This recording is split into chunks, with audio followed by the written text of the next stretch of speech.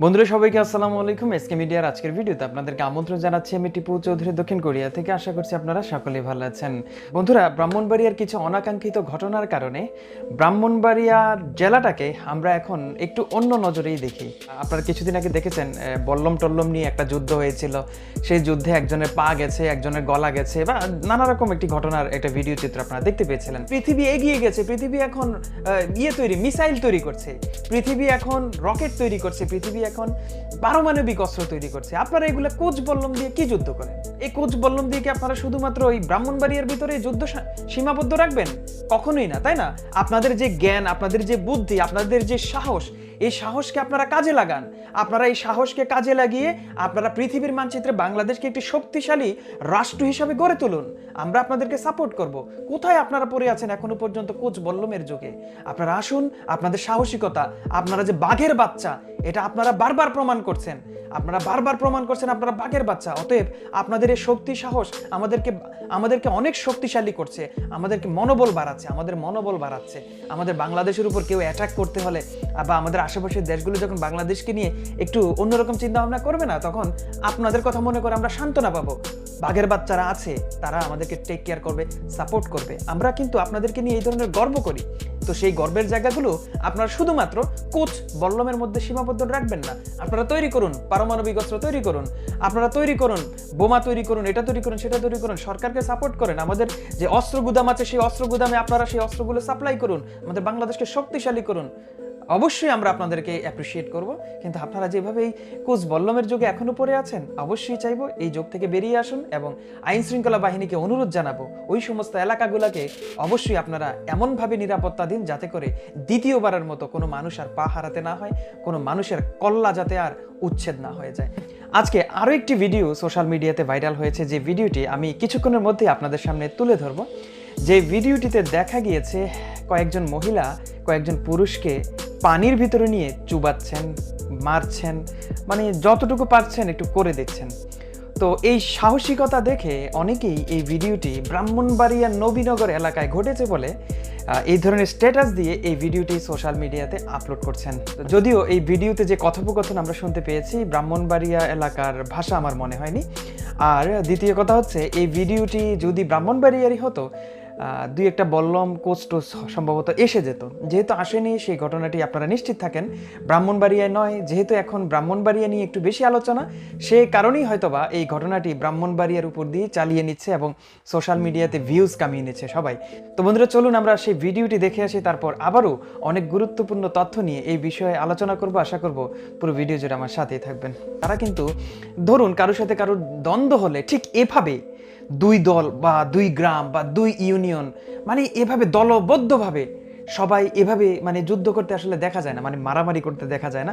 কিন্তু চিন্তা করুন, তাদের ভিতরে একটা ইউনিটি আছে, একটা একতা আছে। তারা একতা নিয়ে কিন্তু দেখুন তারা যুদ্ধে নেমে যায়। এমন ঘটনা কিন্তু বিচ্ছিন্ন ঘটনা আমাদের বিভিন্ন জেলায় হয়। এটা কিন্তু আমাদের অস্বীকার করার কিছু নেই, এই ধরনের বিচ্ছিন্ন ঘটনা হয়। হয়তোবা আপনারা ব্রাহ্মণবাড়িয়ার আরও একটা ঘটনা আপনারা হয়তোবা 2 দিন আগে দেখেছেন, একটা জানাজা হয়েছিল, একজন মাওলানার একটা জানাজা নিয়ে অনেক বিতর্ক হচ্ছে। আচ্ছা, যাই হোক, এমন জানাজা বাংলাদেশে আরও হচ্ছে, আপনারা একটু খতিয়ে দেখুন। এবং এর চেয়েও মানে অনেক জঘন্যতম অবস্থা কিন্তু আমরা নিজেরা তৈরি করছি, বাজার ঘাট এটা সেটা হচ্ছে। আচ্ছা, যাই হোক, এই বিষয়ে আমি কথা বলতে চাই না। তো সেই ব্যাপারটাও আমাদেরকে বুঝতে হবে। আমরা শুধু একটা দুটা বিচ্ছিন্ন ঘটনা নিয়ে আসলেও কিন্তু একটা জেলাকে কখনো এইভাবে অপমান করতে পারি না। আমি কুমিল্লার, আমি নোয়াখালীর, আমি ব্রাহ্মণবাড়িয়ার। আমার পরিচয় শুধুমাত্র এখানেই সীমাবদ্ধ নয়, আমার পরিচয়টা এখানে শুধু সীমাবদ্ধ নয়। আমার প্রথম পরিচয়, আমি একজন বাংলাদেশি। 1971 সালে যখন মুক্তিযোদ্ধারা পাকিস্তানি হানাদার বাহিনী থেকে এই বাংলাদেশটাকে ছিনিয়ে এনেছিল, শুধুমাত্র ঢাকার মানুষ যুদ্ধ করেনি, নোয়াখালী, কুমিল্লা, সিলেটের মানুষ যুদ্ধ করেনি, ব্রাহ্মণবাড়িয়ার মানুষও যুদ্ধ করেছে। মানে কি বলবো, সারা বাংলাদেশ মিলেই একটি বাংলাদেশ আমাদের কাছে দিয়ে গেছে। কিন্তু আমরা এখন 2-4টি বিচ্ছিন্ন ঘটনার কারণে বিভিন্ন এলাকাকে, কিছুদিন আগেও ব্রাহ্মণবাড়িয়ার আগে কিন্তু আমরা নোয়াখালীকে একটু অন্য আর চোখে দেখতাম, এখন 2-1টি বিচ্ছিন্ন ঘটনার কারণে হয়তো আমরা ব্রাহ্মণবাড়িয়াকে একটু আর চোখে দেখছি। অতএব এখানে আর চোখে দেখার কিছু নেই। উপরের দিকে থুতু ফেলবেন, নিজের গায়ে পড়বে। আমরা যারা ট্রোল করছি, আজে বাজে মন্তব্য করছি, একটা বার মনে রাখবেন, থুতু উপরের দিকে ফেলছেন তো নিজের গায়ে পড়ছে।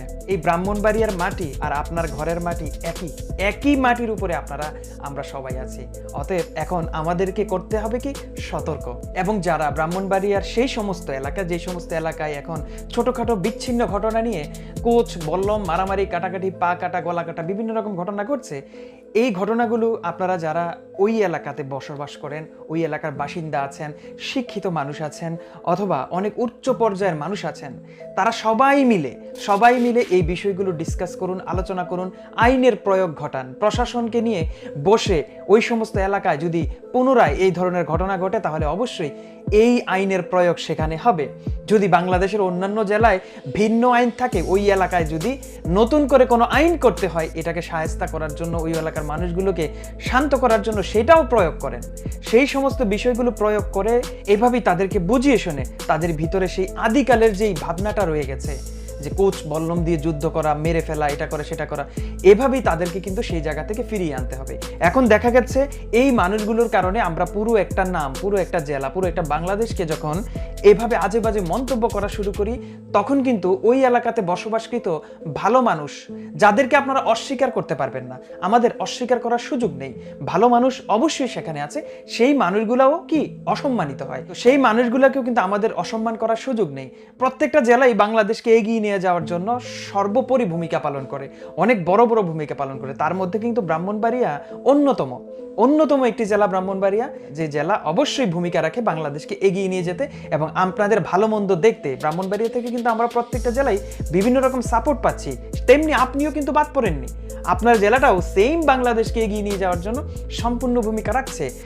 আপনার জেলায়ও খারাপ মানুষ আছে, আমার জেলায় খারাপ মানুষ আছে, হয়তোবা আমার জেলায় রাতের অন্ধকারে গুলি করে মেরে ফেলে, আর তারা দিনের বেলায় মানে কি বলবো কোচ বল্লম দিয়ে মারে। তো যে জিনিসটা হয়তো বেশি একটু দেখা যায়, যে জিনিসে একটু আওয়াজ বেশি হয়, সেই জিনিস নিয়ে আলোচনা বেশি হবে, সেটাও কিন্তু একটু স্বাভাবিক ব্যাপার। এখন অনুরোধ করতে চাই আমরা কেউই যাতে আমাদের জেলা, শহর, কুমিল্লা, এইটা সেটা, তারপরে ব্রাহ্মণবাড়িয়ার মানুষ এমন, সিলেটের মানুষ এমন, চিটাগাংয়ের মানুষের কথা সুন্দর নাই, এই নাই সেই নাই, কুমিল্লার মানুষ ইতর, নানা রকম মানে কি বলবো, এক একটা জেলাকে আমরা যেভাবে উপস্থাপন করি, ট্রোল করি, এগুলো আসলে আমাদের করা ঠিক না, এগুলা কখনোই ঠিক না। কারণ আমাদের প্রথম পরিচয় আমরা হচ্ছি বাংলাদেশি, এবং এই বাংলাদেশের প্রত্যেকটি গুরুত্বপূর্ণ স্থানে এই প্রত্যেকটি জেলার মানুষ আছেন এবং এই বাংলাদেশকে এগিয়ে নিয়ে যাচ্ছেন, কখনোই আমাদের অস্বীকার করা সম্ভব নয়। তো আমি আইন শৃঙ্খলা বাহিনীর কাছে অনুরোধ জানাবো, অবশ্যই আপনারা ওই সমস্ত এলাকায়, যে সমস্ত এলাকায় এখনো পর্যন্ত কোচ বল্লমের যুগ রয়ে গেছে, হাদিকালের যুগ রয়ে গেছে, তাদেরকে বুঝান যে পৃথিবী এগিয়ে গেছে, পৃথিবী এখন মিসাইল তৈরি করছে, পৃথিবী এখন রকেট তৈরি করছে, পৃথিবী এখন পারমাণবিক অস্ত্র তৈরি করছে। আপনারা এগুলো কোচ বল্লম দিয়ে কি যুদ্ধ করেন? এই কোচ বল্লম দিয়ে কি আপনারা শুধুমাত্র ওই ব্রাহ্মণবাড়িয়ার ভিতরে যুদ্ধ সীমাবদ্ধ রাখবেন? আপনাদের যে জ্ঞান, আপনাদের যে বুদ্ধি, আপনাদের যে সাহস, এই সাহসকে আপনারা কাজে লাগান। আপনারা এই সাহসকে কাজে লাগিয়ে আপনারা পৃথিবীর মানচিত্রে বাংলাদেশকে একটি শক্তিশালী রাষ্ট্র হিসাবে গড়ে তুলুন। আমরা আপনাদেরকে সাপোর্ট করব। কোথায় আপনারা পড়ে আছেন এখনো পর্যন্ত কোচ বল্লমের যুগে? আপনারা আসুন, আপনাদের সাহসিকতা, আপনারা যে বাঘের বাচ্চা, এটা আপনারা বারবার প্রমাণ করছেন, আপনারা বাঘের বাচ্চা। অতএব আপনাদের এই শক্তি, সাহস আমাদেরকে অনেক শক্তিশালী করছে, আমাদেরকে মনোবল বাড়াচ্ছে, আমাদের বাংলাদেশের উপর কেউ অ্যাটাক করতে হলে বা আমাদের আশেপাশের দেশগুলো যখন বাংলাদেশকে নিয়ে একটু অন্যরকম চিন্তা ভাবনা করবে না, তখন আপনাদের কথা মনে করে আমরা সান্ত্বনা পাবো। বাঘের বাচ্চারা আছে, তারা আমাদেরকে টেক কেয়ার করবে, সাপোর্ট করবে। আমরা কিন্তু আপনাদেরকে নিয়ে এই ধরনের গর্ব করি। তো সেই গর্বের জায়গাগুলো আপনারা শুধুমাত্র কোচ বল্লমের মধ্যে সীমাবদ্ধ রাখবেন না। আপনারা তৈরি করুন, পারমাণবিক অস্ত্র তৈরি করুন, আপনারা তৈরি করুন, বোমা তৈরি করুন, এটা তৈরি করুন, সেটা তৈরি করুন, সরকারকে সাপোর্ট করেন। আমাদের যে অস্ত্র গুদাম আছে, সেই অস্ত্র গুদামে আপনারা সেই অস্ত্রগুলো সাপ্লাই করুন, আমাদের বাংলাদেশকে শক্তিশালী করুন। অবশ্যই আমরা আপনাদেরকে অ্যাপ্রিসিয়েট করব। কিন্তু আপনারা যেভাবে এই কোচ বল্লমের যুগে এখনো পড়ে আছেন, অবশ্যই চাইবো এই যুগ থেকে বেরিয়ে আসুন এবং আইন শৃঙ্খলা বাহিনীকে অনুরোধ জানাবো ওই সমস্ত এলাকাগুলোকে অবশ্যই আপনারা এমনভাবে নিরাপত্তা দিন যাতে করে দ্বিতীয়বারের মতো কোনো মানুষ আর পা হারাতে না হয়, কোনো মানুষের কল্লা যাতে আর উচ্ছেদ না হয়ে যায়। তো বন্ধুরা, জানি না আজকের এই কথোপকথনে আমার কোনো ভুল হয়েছে কিনা, যদি কমেন্টসে দেখি যে না আমার ভুল বেশি হয়ে গেছে, তাহলে আমি ভিডিওটি রিমুভ করে দেব। ভালো থাকবেন সবাই, দেখা হচ্ছে আগামী ভিডিওতে। এতক্ষণ ছিলাম আপনাদের সাথে আমি টিপু চৌধুরী, দক্ষিণ কোরিয়া থেকে। আসসালামু আলাইকুম।